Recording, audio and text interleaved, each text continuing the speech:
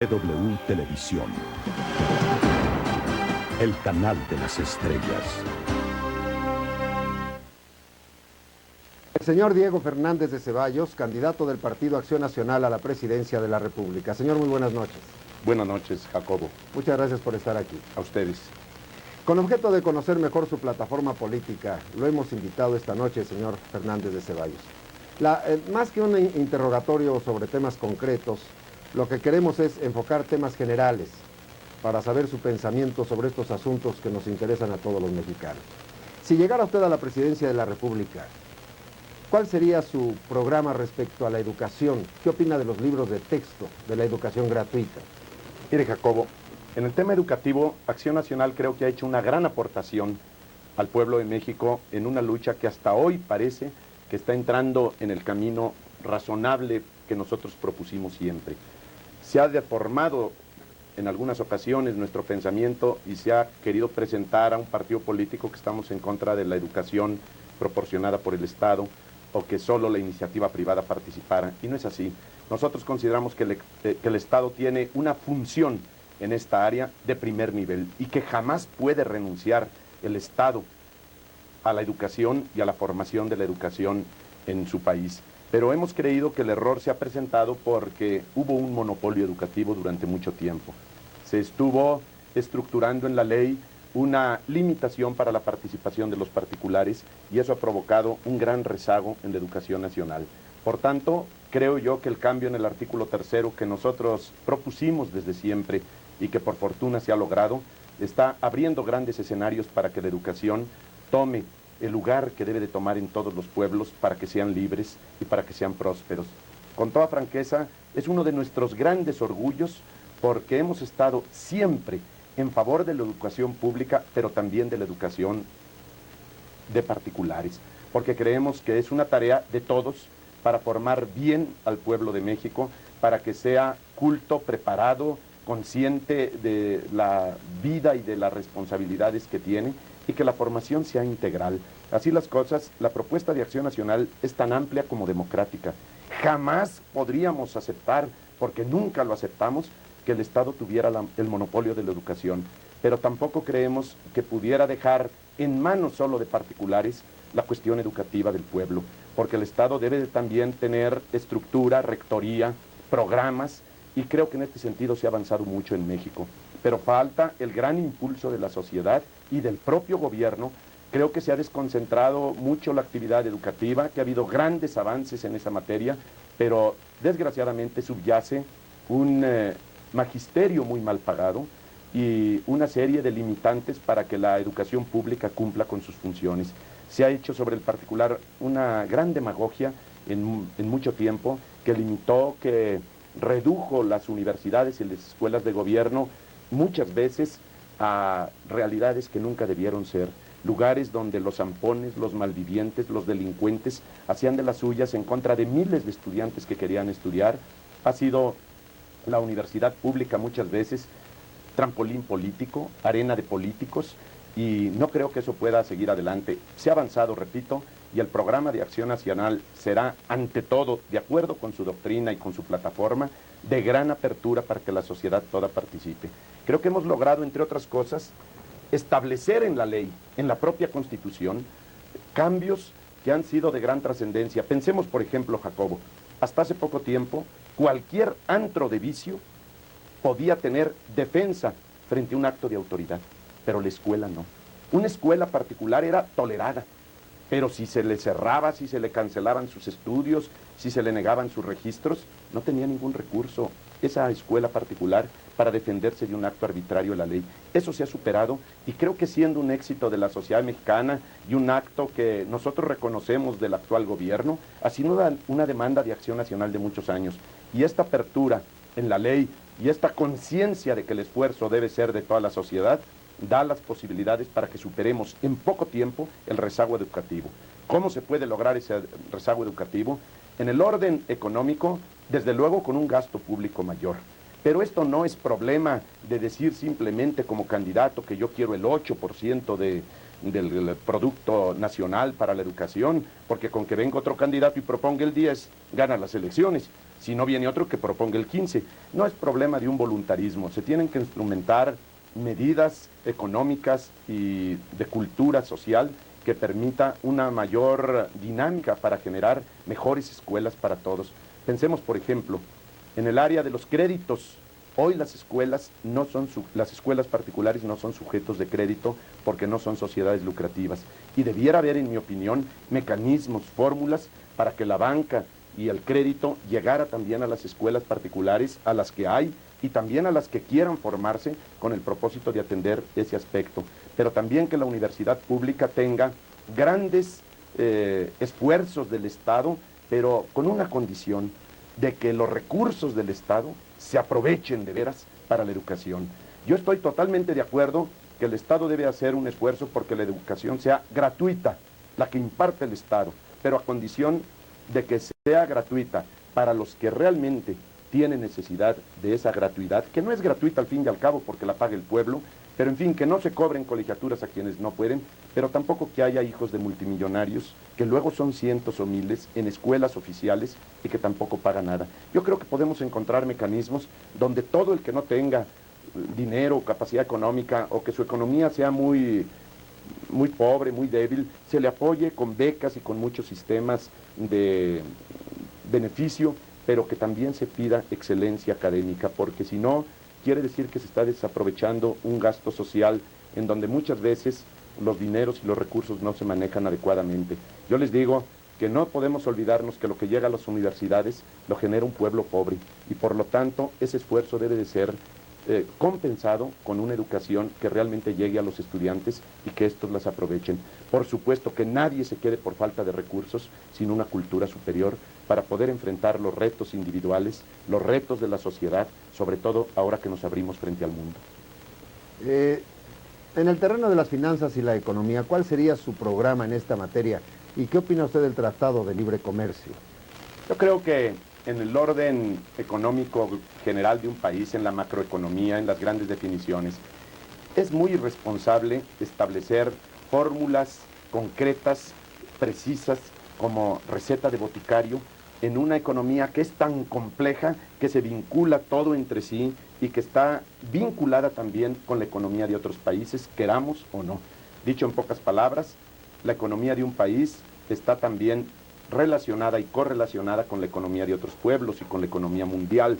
Hay factores internos que le afectan para bien o para mal, pero también hay efectos externos. Y yo creo que no se puede dar una fórmula así caprichosa, voluntarista, para cambiar en el ámbito económico a este país. Lo que sí podemos decir es que las grandes rectificaciones que se puedan dar deberán estar a cargo de toda la sociedad y no de un solo grupo político. Que para poder superar ese esquema hasta hoy tan injusto de concentración gigantesca de la riqueza en pocas manos y de un pueblo depauperado, pobre, tiene que hacerse más que con una receta autoritaria de fórmula centralista, con una participación más amplia de la sociedad.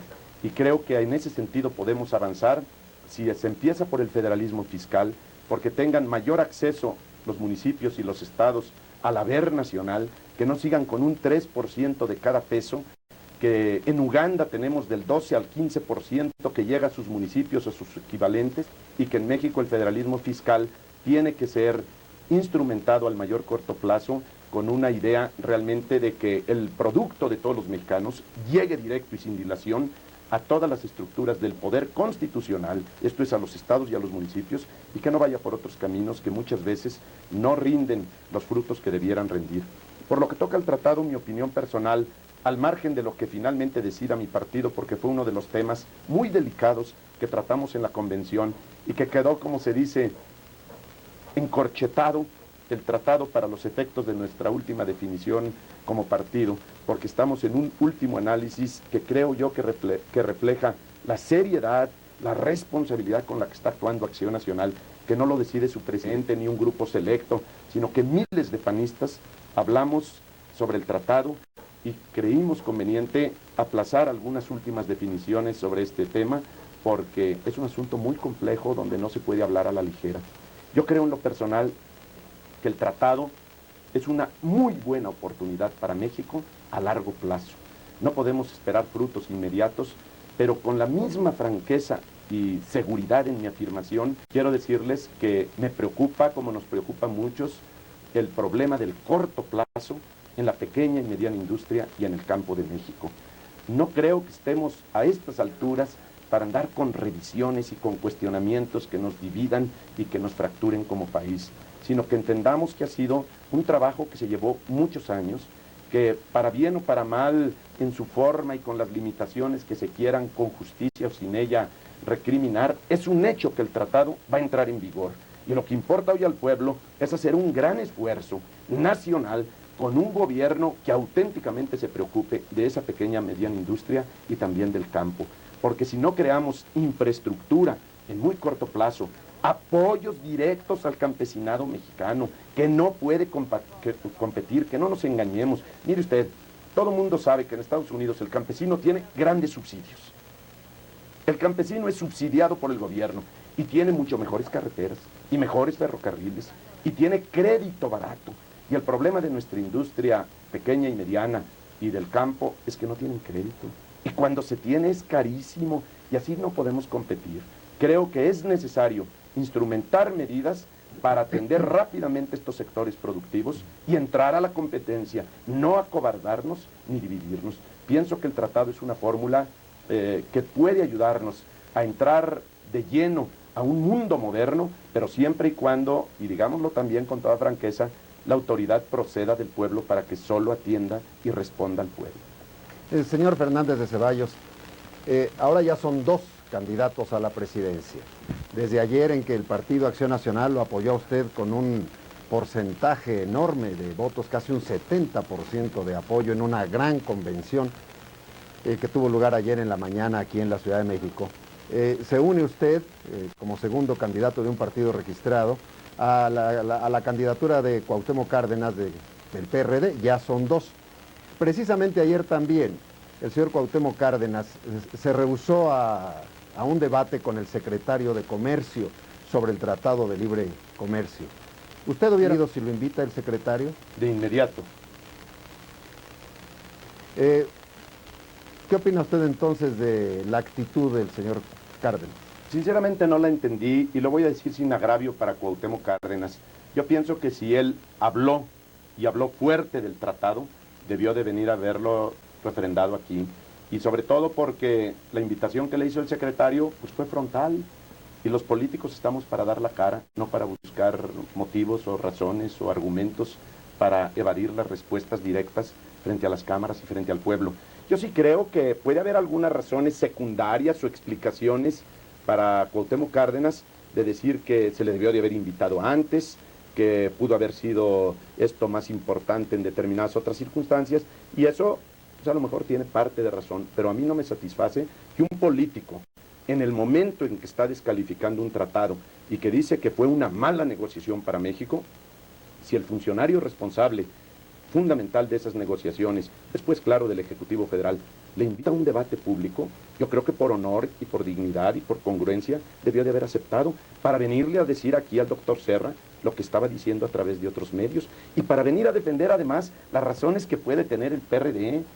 Hombre, razones válidas o razones inteligentes o razones respetables, pero lo que sí no me parece a mí, que un político rehuya, después de hacer una afirmación tan fuerte como la que hizo Cuauhtémoc, el debate que le propuso un funcionario que lo hizo con comedimiento y para que de cara a la nación dijeran sus cosas. Por supuesto que el día que a mí se me invite algo similar, acudiré con gusto. Una de las posiciones de su partido, que además es ahora una postura casi mundial, la lucha contra la corrupción. ¿En qué forma la enfrentaría usted si fuera usted presidente de la República? Sí, mire, yo creo que las escaleras se barren de arriba para abajo y que siempre si de las estructuras últimas o superiores del poder se genera un gran esfuerzo para que se vaya depurando el trabajo de los funcionarios públicos y de quienes tienen una responsabilidad de alto nivel, se va permeando, se va yendo hacia abajo y por lo tanto ampliando la base de la honestidad administrativa. Pero yo quiero ser absolutamente franco frente a las cámaras, frente a la opinión pública. El problema de la corrupción no se puede reducir a factores de gobierno o a funcionarios en el gobierno. Yo creo que es un problema que reclama esfuerzos desde la familia, desde la formación de los escuincles, tiene que venir por los padres, primero un buen ejemplo, aunque nadie seamos perfectos. Un ejemplo de verticalidad, de honradez y de congruencia, a pesar, repito, de nuestras fallas, de nuestras debilidades, de nuestras equivocaciones, pero que los hijos vean en nosotros hombres y mujeres cabales, que hacemos las cosas de frente y que se vea siempre nuestra parte buena y nuestra parte mala, pero sin falsificaciones. Y que los niños vayan teniendo conciencia de su deber social, su deber frente a México, su deber frente a sí mismo y por lo tanto su honor personal para vivir. Y creo que de esa manera se va creando condiciones muy superiores para superar la corrupción. Y claro, y dígame usted lo que quiera, pero mientras no haya una excelencia en el trabajo político para que lleguen a funcionarios públicos únicamente quienes tienen, los que son electos por el pueblo, el voto del pueblo, si no hay excelencia en el ámbito electoral, si no hay un trabajo realmente pulcro, no se puede reclamar en ninguna forma honestidad. Y no se puede alcanzar porque si la conformación de la autoridad no es clara, no es transparente, su funcionamiento y su rendimiento tampoco lo serán. Por eso es el gran empeño que tiene Acción Nacional de que esta campaña sea diferente y mejor, Jacobo, para que lleguemos a resultados estupendos. El gobierno, con toda la razón del mundo, está reclamando excelencia a los trabajadores, a los empresarios, para que la producción sea mejor, para que la productividad nos pueda hacer competitivos, pero no puede haber competencia mayor, ni competitividad, ni excelencia en factores de la producción y en sectores de la sociedad, si no construimos un gobierno también de excelencia. Y lo primero que se debe requerir es que su origen sea absolutamente democrático. ¿Quiere usted decirnos o nos está usted insinuando que el sistema electoral actual no compagina con la democracia auténtica? Sí, señor, pero eso lo sabemos todos. Hemos hecho un gran esfuerzo y estamos trabajando para que las leyes sean mejores. Hemos superado prácticas que antes se daban de bestialidad. Bueno, hace todavía algunos años que ya pocos recuerdan, pero que los vivimos muchos mexicanos, bueno, era violencia y era masacres en las elecciones. Acuérdese aquel epigrama de Elizondo que decía: la electoral competencia ya casi no tiene gracia. Hubo un muerto sin pendencia, 2 heridos por desgracia. Si sigue esta decadencia, al diablo la democracia. Y realmente es que antes era violencia, era agresión, era guerra civil. Y en ese sentido hemos superado esquemas muy primitivos de contienda. Acuérdese cómo surgió el PRI, cómo se generó el ex-PRI y todos los que fueron antes de él. Pero lamentablemente no hemos llegado a la transparencia que necesitamos y la verdad y la justicia no puede ser a medias. Y la democracia no puede seguir tolerando que se deformen las instituciones y que haya un binomio de partido-gobierno. La ley electoral, por ejemplo, ha sido creada con un gran esfuerzo de políticos de todos los partidos, de analistas, de estudiosos, de académicos, y se ha avanzado muchísimo. Pero el problema, sinceramente, yo no lo veo en la ley. Nuestra ley no es mala, podrá mejorarse. Lo que realmente es desastroso en momentos es el comportamiento en algunos procesos electorales. Y bueno, si se falsifica la esencia de la democracia, que es el sufragio, entonces tenemos problemas. Yo creo que se ha avanzado mucho, pero que no podemos tapar los ojos a la realidad. Los esquemas políticos son injustos todavía en este país. Todavía hay una prevalencia de un partido oficial, gobierno, y ese binomio no debe de seguir. Mire usted, el PRI hizo un gigantesco esfuerzo el año pasado, y todo México lo conoció. Convocó a una Asamblea Nacional, fue la 14ª, si no estoy mal informado, la celebró, y la celebró en todos los órdenes, porque hizo bombo y platillo de ello. Cambió sus estatutos, manifestó que se acababan prácticas de dedazo y de designación cupular. Y bueno, muchos mexicanos lo festejamos, pero apenas probó la nueva fórmula de comportamiento interno y salió con pánico porque todo se le vino abajo. No tiene capacidad democrática ese partido porque está estructurado verticalmente y de arriba hacia abajo. Y mientras no compita internamente por la democracia, no tiene derecho. ni siquiera seriedad una propuesta del PRI que ofrezca democracia para afuera. Y déjeme decirle aquí un poco con el orgullo que tenemos los panistas por lo que hemos vivido después de 54 años. Mire, la convención de ayer, que si bien fue estupenda, extraordinaria, gigantesca, porque fueron aproximadamente 15,000 seres humanos que fueron a deliberar y a votar libremente, es una asamblea más del partido. Tenemos 54 años de hacer asambleas, de correr los riesgos de ganar y de perder allí, y es el único partido que hoy lo puede hacer. Porque el PRD celebró hace unos días un acto multitudinario, pero que fue un ritual sagrado, una consagración, y desgraciadamente el PRI no ofrece una convención democrática. Y eso quiere decir que tenemos que ser todos una crítica honrada, sin desviaciones. Si adentro de cada partido no se hace un esfuerzo democrático, a pesar de lo difícil que esto resulte, no podemos tener democracia hacia afuera. Nosotros estamos esperando una designación presidencial en los próximos días. Esa es la verdad. Decir otra cosa es engañarnos a sabiendas de que nos engañamos, lo cual es una doble inmoralidad. Y pienso que el PRD tampoco tiene prácticas democráticas porque lo ha demostrado en su vida interna, y el hecho de que Cuauhtémoc Cárdenas tenga una fuerza incuestionable dentro de su grupo no quiere decir que sea esa la única crítica porque haya sido candidato único. Yo creo que toda la estructura de ese partido es autoritaria porque salió del PRI y tiene pues la misma estructura y los mismos antecedentes. Nosotros estamos haciendo un esfuerzo probado, demostrado ante la sociedad, que cuando hablamos de democracia para la nación es porque la estamos practicando. Y no es fácil, ciertamente, pero es posible y es necesario. Según usted, señor Fernández de Ceballos, la estructura o la mecánica jurídica de las elecciones ha adelantado mucho, pero es muy imperfecta. Mucho, pero mire, sí, ha adelantado muchísimo. Yo les digo, a mis críticos de adentro de mi partido, que los tengo y muchos, por eso me andaba yendo ayer con algunos medio mal, y me gritaban muchas cosas y me reclamaban y todo aquello. Pero yo les digo, no discutamos. Tráiganse la mejor ley del mundo a México y verán cómo les va. La mejor ley de la tierra y hagan las elecciones. No sale nada. Así no se puede. No es problema de la ley. Pongamos un caso. A ver, y por favor con réplica. ¿Qué tiene que hacer la ley de Estados Unidos en materia de padrón y de credenciales? Nada frente a la de México. Es mucho mejor esta ley que la de Estados Unidos en muchas partes.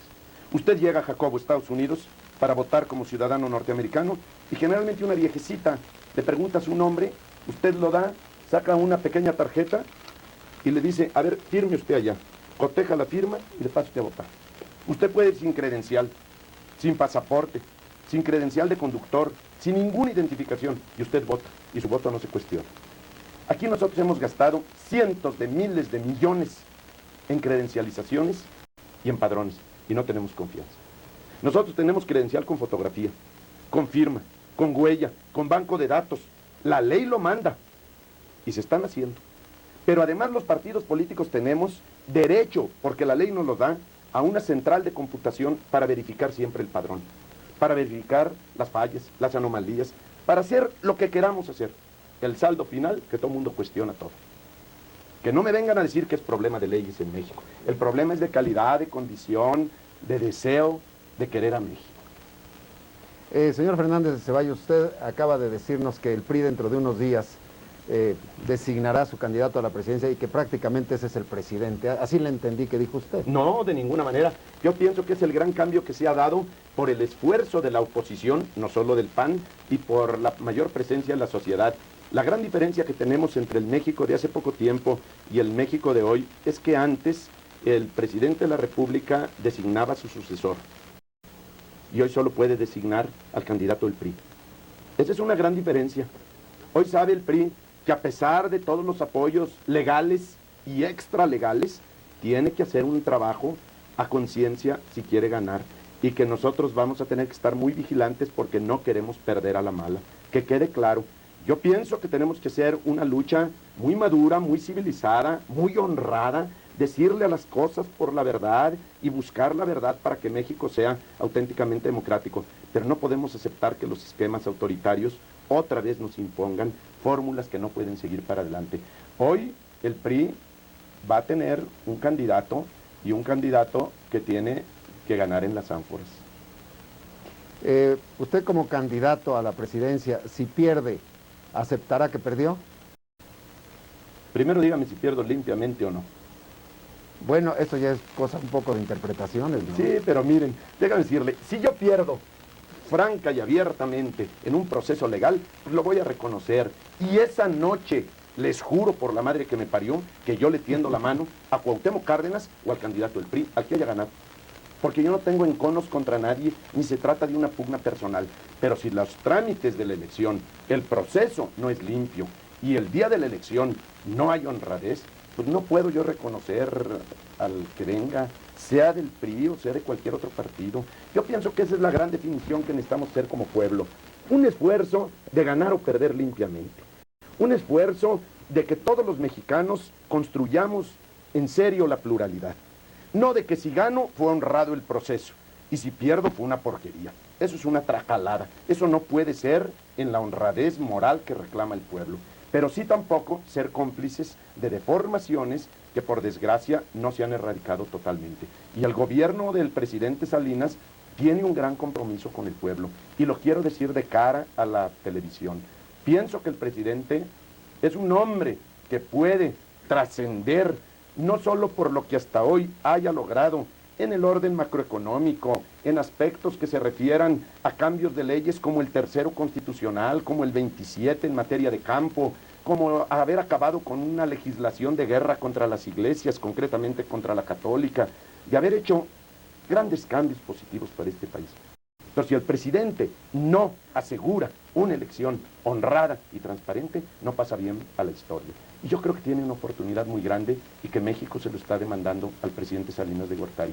Yo apuesto a que hagamos todos ese esfuerzo y a que salgamos con una elección donde todos los mexicanos nos unifiquemos, pero no en la componenda, no en los espacios truculentos de te justifico y me apoyas y te doy y me das, sino sencillamente que pensemos en el México que viene, en los hijos de ustedes y en los de nosotros, en los hijos de todos. También tenemos que pensar en los hijos de los que hacen fraude. En los hijos de los que hacen fraude. También.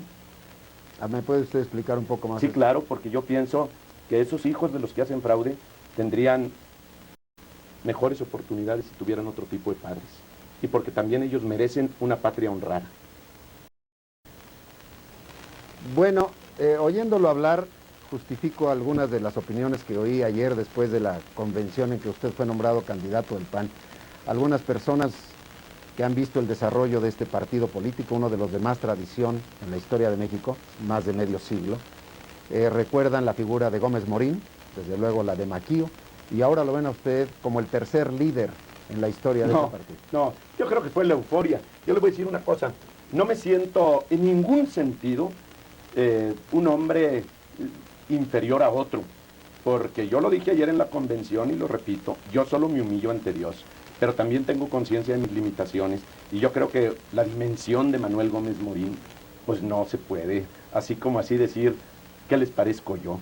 Ni mucho menos en condiciones de toda la trayectoria que él tuvo, no solo como fundador del partido, sino de tantas instituciones, de maestro universitario, de rector, de creador de instituciones como fue, y qué me dice usted de don Efraín González Luna, y de Adolfo Crislier, y de Efraín González Morfín, y de González Torres, y de Luis Álvarez, y de tantos que hemos tenido. No, realmente estar aquí en este puesto es como para ponerse a pensar.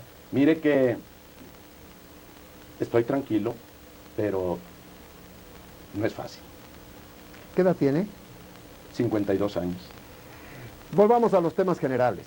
La seguridad pública nos preocupa a todos los mexicanos, es un aspecto que constantemente surge en las pláticas. ¿Cómo reforzaría usted la seguridad de los ciudadanos para que puedan ir en su coche, caminar, estar tranquilos cuando los niños van a la escuela? Sí, mire, Jacobo, yo creo que eso se inserta, como todos los grandes problemas nacionales, en una integración, en una vinculación de las autoridades con la ciudadanía. No hay policía que pueda con el AMPA sin el apoyo de la sociedad. Pero la sociedad no puede apoyar a las policías si muchas veces son sus verdugos. Creo que, por ejemplo, el actual Procurador General de la República y el del Distrito Federal, para poner dos ejemplos, pero permítame otro, para que vea que también me acuerdo de los míos.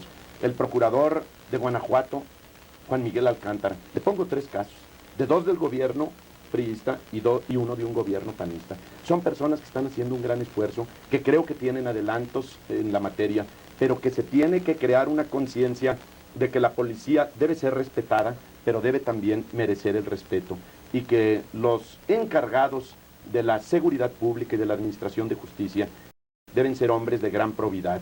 Por supuesto, todo lo que se incremente de sueldos y de prestaciones y de apoyos será benéfico, pero nada se va a lograr si no se crea una cultura, y vuelvo al tema de siempre, en donde toda la sociedad respete y proteja a sus policías.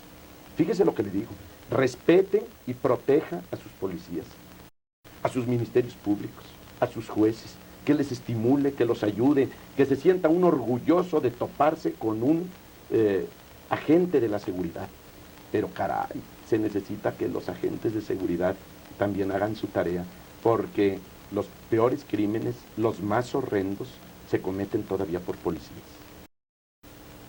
El señor Fernández de Ceballos, ¿y el campo? Hombre, me pega donde me duele, porque yo he sido siempre campesino. Mi padre fue ranchero y yo también lo he sido, y quiero mucho al campo. Yo creo que pocas actividades acercan más a Dios que el campo. Y creo que nuestro campo ha sido agredido en toda la forma por gobiernos demagogos y corruptos. El campo de México ha sido atracado violentamente durante décadas por políticas populistas de bribones. Y creo que hasta ahora empiezan a generarse condiciones para redimir al campo. El desastre que se ha llevado el campo es espantoso. Yo le digo que la erosión de nuestras tierras, que es trágico, el acabar con nuestros bosques, el acabar con nuestros ríos, nuestros mantos acuíferos y con una riqueza que difícilmente en 100 años pudiéramos recuperar, esa es una parte muy grave, pero también se ha erosionado el alma de los campesinos, porque fueron botín de políticos bribones, y creo que hasta ahora empiezan a darle las políticas gubernamentales un respeto a la actividad del campo que debió de haber tenido siempre. Y que quede claro, nosotros nunca nos opusimos a la reforma agraria en tanto tuvo el propósito de repartir la tierra que estaba en muy pocas manos. Pero nosotros proponíamos que la reforma agraria se hiciera con honestidad y con rapidez, porque casi un siglo de reparto es un siglo de inseguridad, de violencia, de crímenes y de desastre. Y si hubiera tomado una década para repartir el campo con criterios técnicos y humanos, no políticos y no facciosos, vería usted lo que sería nuestra economía rural. Y yo pienso que ahora lo que necesita ante todo el campo, ya que se liberó en buena medida por propuestas de acción nacional que siempre hicimos, con el 27, con las modificaciones que tiene, aunque no sea perfecto el artículo, aunque pudiéramos avanzar más en el marco legal, lo importante está que hoy el campesino tiene una libertad que durante décadas se le negó. ¿Y qué propondría yo para el campo? En síntesis, en el aspecto estrictamente económico, que se generan políticas que pudieran financiar al campo con créditos oportunos, suficientes y baratos. No podemos competir con el campo norteamericano, canadiense, cuando el costo del dinero es allá al 6%, cuando es caro. Y aquí del 30% para arriba, si hay crédito. Y así no se puede competir. Para que llegue ese crédito, yo propondría, entre otras cosas, hombre, que se abriera más el ámbito financiero, bursátil y bancario, para que hubiera mayor competencia, Jacobo. Yo estoy de acuerdo que la banca debe estar en manos de particulares, aunque haya también banca oficial de desarrollo, pero que no haya un oligopolio. El costo del dinero en México es altísimo, y si hubiera mayor apertura y mayor competencia, tendríamos mayores recursos y más baratos, y el campo lo requiere. Y tendrían que generarse apoyos de infraestructura, de carreteras, de ferrocarriles, y claro, se me dirá con qué dinero. Pues tendremos que hacer un esfuerzo para que si se pide por parte del gobierno a los productores excelencia, también hay excelencia en la administración. El problema de México ya no es tanto de cambiar leyes, sino de hacer las cosas bien. Lo oigo mencionar con cierta frecuencia a Dios. Sale sobrando preguntarle si es usted creyente. Sale sobrando, Jacobo. Sí. Para el fondo de nuestra plática y el objeto de esta entrevista, yo quisiera preguntarle si está usted de acuerdo con las reformas constitucionales que se hicieron en relación con la Iglesia o con las iglesias. Sí, señor. Nosotros también participamos muy activamente. Y ya usted me dirá, bueno, en todo el programa usted se viene adornando que su partido hizo y que su partido propuso, pero es la verdad, eso lo reconocen todos nuestros adversarios. Las grandes reformas que ha hecho el actual gobierno fueron propuestas de Acción Nacional anteriores a que naciera el señor presidente. Nosotros demandamos la libertad educativa cuando el señor presidente no había nacido, y la apertura y la libertad en el campo, y que acabara una legislación contra la Iglesia Católica, que afectaba por supuesto a las demás iglesias, pero una legislación de guerra. Y yo estoy de acuerdo con esos cambios porque hoy las iglesias pueden realizar sus funciones para atender a sus fieles y para cumplir sus compromisos con la sociedad sin las ataduras y sin el oprobio de una legislación monstruosa. El no reconocer calidad a las iglesias y tenerlas simplemente como objetos o sujetos despreciables era oprobioso para un pueblo de hombres y de mujeres libres. Un pueblo culto no se podría permitir que siguiera ello. Y yo quiero decirle algo que debe conocer la opinión pública. Mire, uno de los hombres que ya se fueron del PAN, González Torres, lo pongo por ejemplo porque él poco antes de irse dijo que él fundamentalmente había entrado a Acción Nacional, no tanto por discutir los votos o la mecánica de las votaciones, sino por dos grandes valores que para él eran estructurales en su vida: la libertad educativa y la libertad de cultos. Y él dijo antes de salirse del PAN en público: ya se ha logrado en México y me puedo morir tranquilo. Para que si a mí me quieren acusar por esto de salinista o de un hombre proclive a las políticas de gobierno, lo hagan con toda franqueza. No me importa un comino. Lo cierto es que las grandes rectificaciones en estas materias se han logrado, que son propuestas que nosotros reclamamos siempre y que se han alcanzado también por la sensibilidad de este gobierno. Eso todo el mundo lo tiene que reconocer, a menos que seamos farsantes. Ahora, las iglesias tienen una función muy importante todas, y aunque soy creyente, yo si llego a la presidencia no sería en ninguna forma un presidente que lesionara las creencias o las no creencias de los ciudadanos.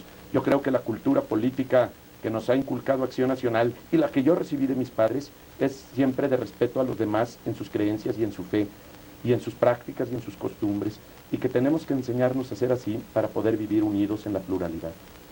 El señor Fernández de Ceballos, el nacimiento de su partido Acción Nacional coincide más o menos con la expropiación petrolera, es decir, en eso sí no se adelantaron mucho, pero en el actual reajuste de la explotación petrolera en México, ¿también ha participado el Partido Acción Nacional? Sí, mire, en efecto nosotros no fuimos de los que propusimos la expropiación petrolera porque, como usted dice, no podíamos haberlo propuesto antes de nacer, pero lo que sí le voy a decir para contestarle, porque usted me está pegando y me está pegando con su ironía que mucho le aprecio, le quiero decir que si nosotros hubiéramos propuesto esa reforma a las leyes y esa expropiación, hubiéramos cuidado, como siempre lo hemos protestado, que todo el petróleo en crudo se haya ido para favorecer a Estados Unidos.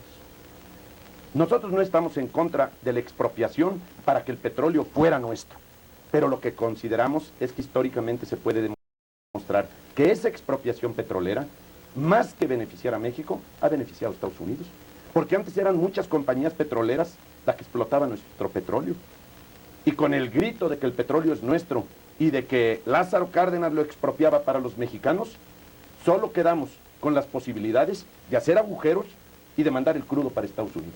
La mayor parte de nuestro petróleo ha beneficiado más a Estados Unidos que a México. Pero adicionalmente, las políticas que vinieron después, todas las exportaciones de petróleo crudo que después comprábamos en productos sumamente caros, ¿a quiénes beneficiaron? ¿Al pueblo?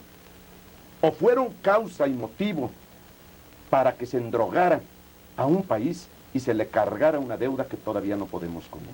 Cierto que se ha avanzado en la materia de la renegociación de la deuda, pero esa deuda nunca se debió de haber generado, y acuérdese cuando un presidente como López Portillo decía, con una desproporción, con un absurdo, con una locura que dañó tanto al pueblo: preparémonos para administrar la abundancia, porque somos infinitamente ricos. ¿Y qué sucedió? Un manejo deshonesto del latrocinio inimaginable de ese petróleo, y fundamentalmente para Estados Unidos. Yo no veo la diferencia entre un petróleo nuestro, si se va la mayor parte para el extranjero, de que lo explotaran otras instituciones. Claro, estoy de acuerdo que el petróleo sea nuestro y que en él tenga control absoluto el gobierno, pero que se maneje con criterios racionales y siempre de honestidad, no como lo han manejado estos señores. Y le quiero decir que quien hable en México de la expropiación petrolera, que hable completo, que no diga verdades a medias, porque en última instancia el petróleo expropiado para México debería de haber sido para beneficio de los mexicanos y fundamentalmente ha sido factor para beneficio de otros pueblos y para enriquecimiento de políticos deshonestos. No digo que no nos haya beneficiado. Hombre, de tanto que se ha sacado de la tierra, no más faltaba que nada hubiera servido al país. Señor Fernández de Ceballos, entonces, ¿qué haría usted con el petróleo si fuera presidente? Y tomando en consideración que no solo para encontrar nuevos yacimientos y para sacar el petróleo y ponerlo en las gasolinerías se requieren fuertes inversiones, sino también para la petroquímica. Sí, mire, yo creo que estructuralmente la petroquímica básica y el manejo político y económico del petróleo debe de estar en manos del gobierno. Pero mi opinión personal es de que se deben de abrir en las áreas petroleras la mayor posibilidad de inversión de particulares y de inversiones extranjeras. No es más nuestro el petróleo porque solo lo saquemos nosotros, repito, si solo se va a seguir vendiendo en crudo. Yo pienso que sería mucho más inteligente y mucho más patriótico que hubiera un control político de nuestra riqueza petrolera, pero que hubiera a la vez posibilidades de que esa riqueza generara beneficios para el pueblo. Yo estaría por una muy amplia participación de capitales extranjeros y de capitales privados mexicanos, a condición de que el Estado tuviera una clara y cierta rectoría de ese fenómeno y de ese producto que es para nosotros vital y que es de seguridad nacional también. Señor Fernández de Ceballos, en materia de asistencia social, tanto las dependencias del Ejecutivo como la Secretaría de Salubridad y otras instituciones... ¿Seguro social? El Seguro Social. ¿Qué piensa usted de ello, del servicio que dan? Mire, es muy difícil ser objetivo y ser justo en estas materias. Por ejemplo, una de las grandes instituciones que tiene México es el Seguro Social. Y ahí le va otra de mi lado. También fue propuesta de Acción Nacional la del Seguro Social. Que la escamoteen también. Mire, por favor, Jacobo, vamos a la historia y vamos a los documentos. El voto de la mujer, ¿quién lo peleó primero? ¿Quién? Acción Nacional. Ruiz Cortines lo reconoce 15 años después de que Acción Nacional lo había promovido y defendido y reclamado. Le voy a decir, el voto de la mujer, antes de que se firmara el acta constitutiva de Acción Nacional en 1939, ya había reuniones de mujeres panistas que estaban trabajando, reclamando su participación en la política. Y nosotros fuimos pioneros de esa causa. Después vino, pues claro, pero perdón, ¿y qué decían las gentes del gobierno? Por ningún motivo la mujer debe de participar en política, porque los curas van a manejar el voto en el confesionario con las mujeres. Y esto usted lo puede recordar, Jacobo. Perdóneme, pero esto era un problema general del país. Nosotros reclamábamos desde 39 la participación de la mujer, por ningún motivo, porque los sacerdotes católicos van a manipular las conciencias y las mujeres van a llevar a sus maridos a votar por el PAN. Hasta que vino Ruiz Cortines y lo aprobaron, y qué bueno, y es un éxito de todos, pero fue una propuesta nuestra. En materia de seguridad social nosotros también hemos sido pioneros, y quiero decirle que el día que usted invite aquí a Juan Landerreche Obregón, que es uno de los fundadores del PAN que todavía vive, es de los poquísimos que todavía viven de los fundadores, él fue uno de los grandes promotores del reparto de utilidades y tuvo trabajos, ensayos, libros y propuestas de avanzada en esa materia. Sin embargo, nosotros éramos siempre representantes de las causas más oscuras de México. Entonces quiero decirle que en materia de seguro social, yo creo que es una de las grandes instituciones de México. Es una de las grandes instituciones, pero que ha tenido también grandes hierros. Mire, ha servido a millones y millones de mexicanos, pero ese servicio no ha estado correspondido con la calidad que se pudiera haber logrado si hubiera tenido mejores manejos y no necesariamente políticos como se dieron. Había también en esas decisiones mucho voluntarismo. Un presidente decía que se cubrirá también con el seguro a todos estos sectores de la población. Y se tomaban recursos de la institución para dar un servicio y muchas veces para comprar clubes deportivos y para comprar muchas cosas que no eran necesarias y para crear muchas instituciones colaterales del seguro. Hombre, donde estuvimos nosotros en la Cámara, es un teatro, es un gran escenario para convenciones. Allí estuvimos todos los diputados trabajando años y ahora está descapitalizado el seguro y al decir de sus propios directivos reclama cirugía mayor. Quiere decir que tiene grandes errores, se han cometido grandes injusticias con los pensionados y jubilados, pero desde luego también ha sido una institución que ha prestado grandes servicios al país. Yo creo que en la balanza hay para decir lo bueno y para decir lo malo, y sobre todo para hacer un esfuerzo gigantesco para mejorar ese servicio y para que todos queramos a esas instituciones de salud y de seguridad. Usted como candidato presidencial del Partido Acción Nacional, ¿haría alianzas con otros partidos? ¿Para qué? Para tener más fuerza. No. No, y le voy a decir por qué. Mire, Jacobo, vamos a hablar de los partidos que son partidos, porque pues de todos los pequeñines, pues, ¿para qué perdemos el tiempo? Y no los desprecio por pequeños, sino porque no son auténticos, porque no tienen realmente una estructura, ni nunca la han tenido de independencia.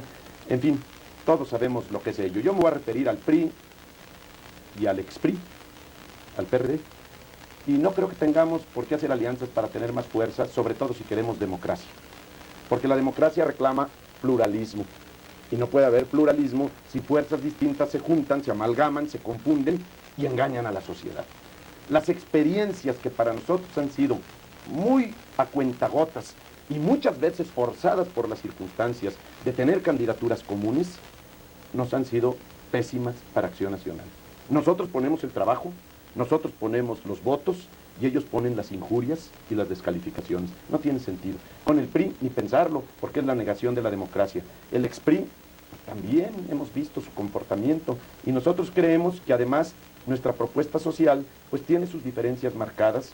Tenemos temas vitales para nosotros que no sostienen o no defienden o no protegen otros grupos políticos y preferimos ser una opción con perfil propio, con propuesta clara para la sociedad y que los mexicanos que crean que somos una opción civilizada de cambio y una opción racional de superación y de beneficio para la sociedad, que vote por nosotros y si no, pues que vote por otras opciones, pero no creo que tengamos ninguna expectativa de hacer alianzas para ser más fuertes.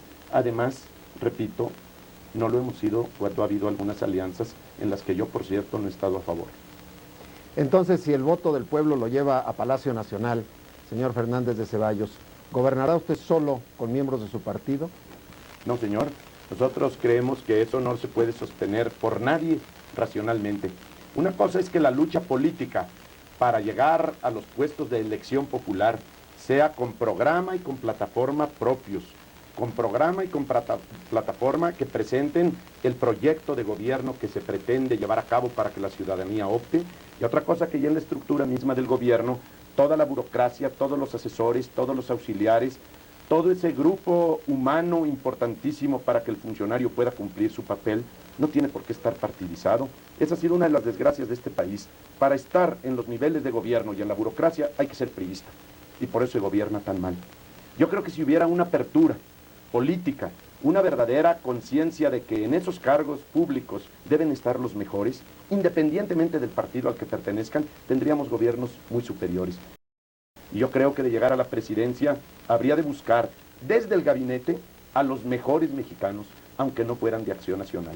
Y si son del PRI o del PRD o no tienen partido, no importa. Y lo que también buscaría, que fuera de hombres y de mujeres, que no solo fuera un sector como pudiéramos ser los hombres los que ocupáramos los puestos más importantes. Hay que ir dando la oportunidad que merecen las mujeres muy preparadas que hay en México, como ya se está logrando poco a poco, pero que tiene que hacerse con mucho mayor dinamismo. Y desde luego, repito, buscar a aquellos hombres, aquellas mujeres que por su calidad moral, por su cultura, por su preparación, puedan desempeñar el puesto con honradez y con eficiencia. Pero nunca buscaré lo que traigan en la solapa.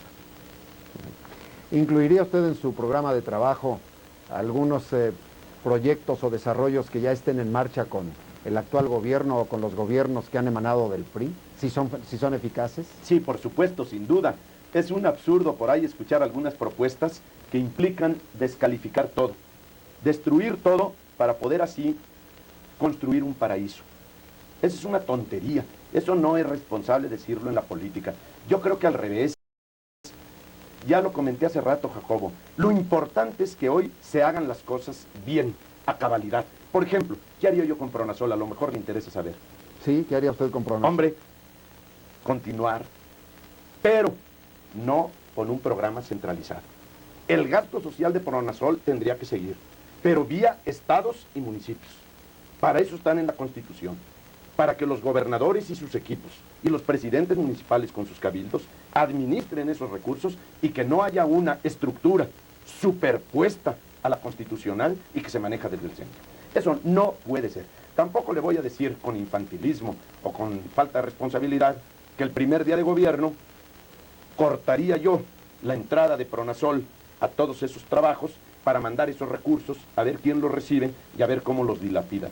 Pero desde luego, en un proceso sumario de actualización y de responsabilización de todos aquellos funcionarios, yo promovería que los recursos del país los manejen las estructuras constitucionales y no programas de gobierno que tienen, por un lado, un buen propósito: apoyar a sectores pobres de la sociedad.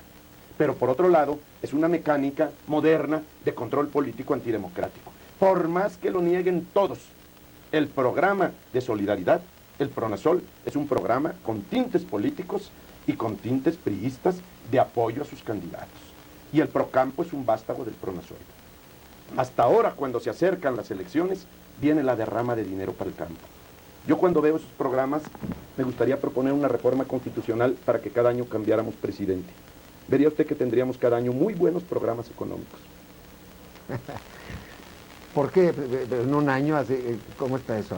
Sí, mire, como cada que se acercan las elecciones en cada localidad o las federales, vienen inmediatamente medidas para atender a los más necesitados, para acudir al campo, para ver cómo se mejora el salario, para estructurar mejores condiciones a sectores muy importantes de la sociedad. Yo digo en plan de broma que deberíamos estructurar una mecánica constitucional para que cada año cambiáramos de presidente. Verían qué diligentes serían nuestros presidentes. Bueno, a mi manera de ver, el gran problema de nuestro país es la pobreza. Sí, señor. ¿En qué forma la atacaría usted? ¿Medidas fiscales, una mayor repartición? ¿Cuál es la idea? Mire, yo creo que son cientos o miles de medidas que según cada sector y cada circunstancia se pueden tomar. Pero yo no llegaría al atrevimiento de dar una fórmula, así como quien le recomienda a otro que se ponga unos chiqueadores para que se le quite un dolor de cabeza, porque lo trae muy agudo. Yo no recomendaría unas inyecciones de penicilina para resolver estos problemas o una droga que nos den en una botica.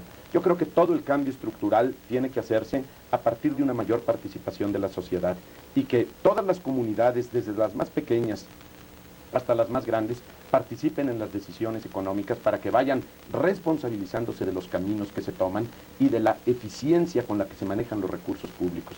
Por supuesto, si ya hablamos del crédito, usted sabe lo que puede resolver en el área de la pobreza, el que haya un auténtico flujo de dinero y de dinero suficiente y barato para crear industrias y con ellas empleos y con ellas exportaciones, de abrirse al campo, por ejemplo, con medidas de mucho mayor protección que las que hoy puedan tener, que son prácticamente nulas.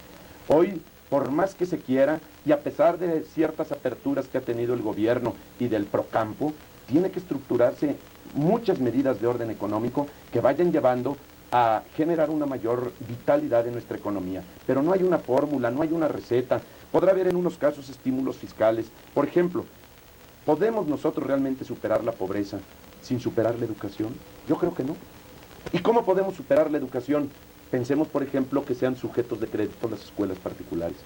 Que, por ejemplo, los estudiantes tengan becas adecuadas en función de su rendimiento, no de manejos turbios, ni de situaciones que muchas veces son deplorables y que se siguen dando en nuestros centros de estudio. Y así vemos, por ejemplo, para la pequeña y mediana industria, qué estímulos para que puedan asociarse y comprar sus insumos en alto grado para que sean mucho más baratos. Uno de los grandes problemas del campo, la comercialización. Yo le puedo decir porque estoy muy cerca del campo.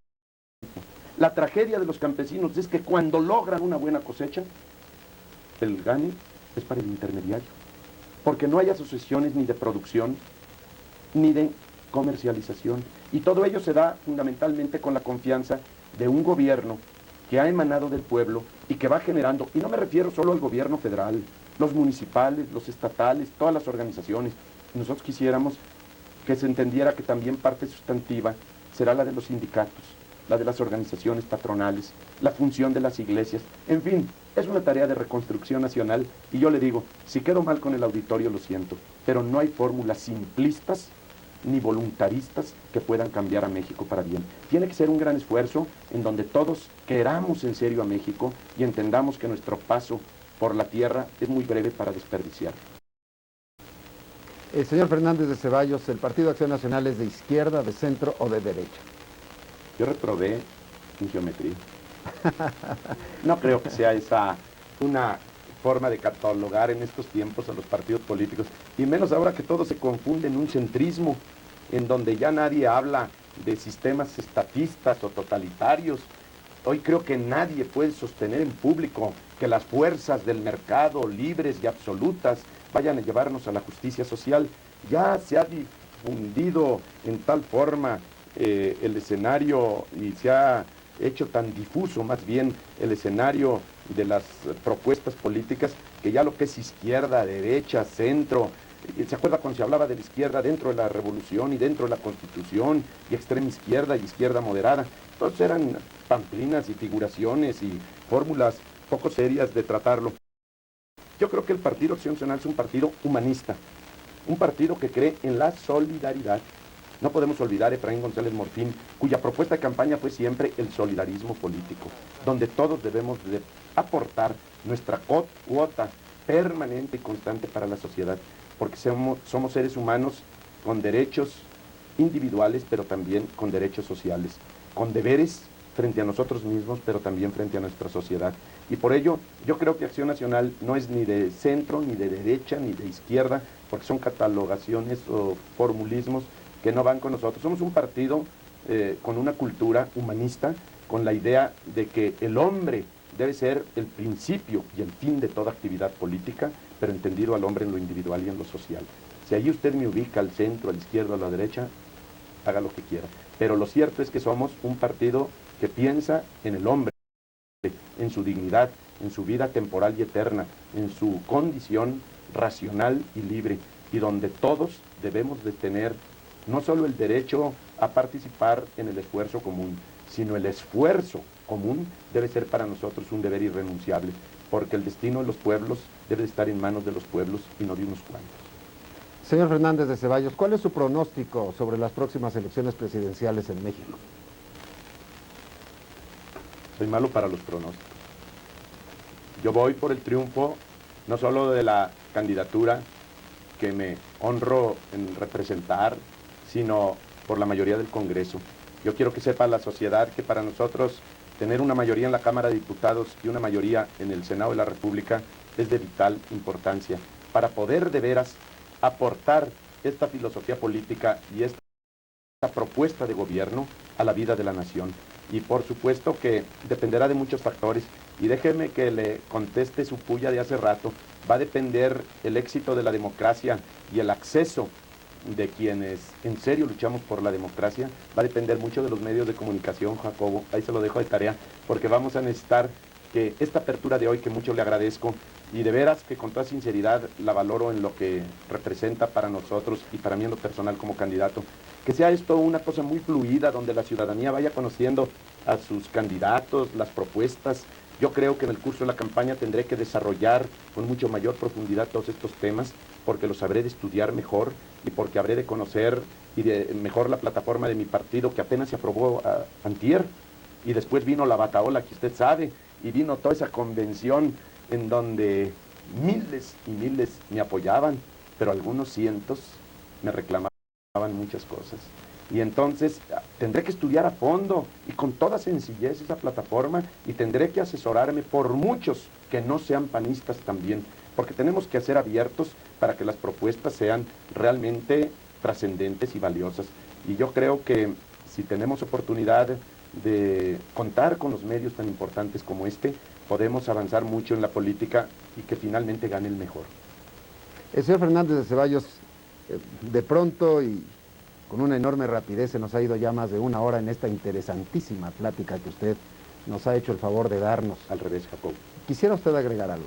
Pues solamente decirle a millones de seres humanos que seguramente verán este programa, que mi mayor deseo como candidato de Acción Nacional es hacer un esfuerzo muy honrado, muy limpio por el bien de México.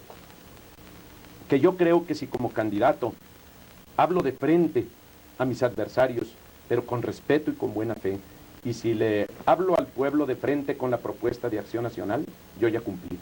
Lo demás que le toque al pueblo. Y que ellos digan con su voto, con su participación, con su conciencia, lo que quieren para su patria y lo que anhelan para sus hijos. Muchas gracias. Gracias, Jacobo. Gracias, buenas noches. Buenas noches. Diego Fernández de Ceballos, candidato del partido Acción Nacional a la presidencia de la República. Muy buenas noches.